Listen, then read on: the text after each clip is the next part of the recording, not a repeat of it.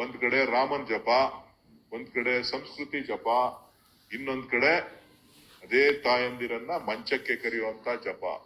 ಯಾರ ಹತ್ರ ಮಾತಾಡ್ತಾ ಇದ್ದೀನಿ, ಏನ್ ಮಾತಾಡ್ತಾ ಇದ್ದೀನಿ ಅಂತಿಲ್ಲ. ಆ ತಾಯಂದಿರನ್ನ ಮಂಚಕ್ಕೆ ಕರೆಯುವಂತ ಒಬ್ಬ ಬಿಜೆಪಿಯ ನಾಯಕರು ರಾಮನ ಹೆಸರನ್ನ ಹೇಳ್ತಕ್ಕಂಥವ್ರು, ಪ್ರಧಾನ ಮಂತ್ರಿ ನರೇಂದ್ರ ಮೋದಿಯ ಹೆಸರನ್ನ ಹೇಳ್ತಕ್ಕಂಥವ್ರು, ಆರ್ ಎಸ್ ಎಸ್ ನ ಜೊತೆ ಒಡನಾಟವನ್ನ ಇಟ್ಕೊಂಡು ಇರ್ತಕ್ಕಂಥವ್ರು.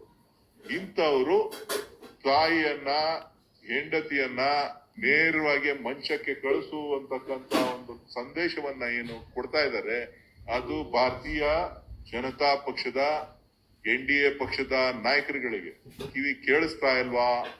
ಒಂದ್ ಕಡೆ ತಾಯಂದರಿಗೆ ಅಪಮಾನ ಆಗಿದೆ, ಇನ್ನೊಂದ್ ಕಡೆ ಮಹಿಳಾ ಕುಲಕ್ಕೆ ಅಪಮಾನ ಆಗಿದೆ. ಒಂದ್ ಕಡೆ ರಾಮನ್ ಜಪ,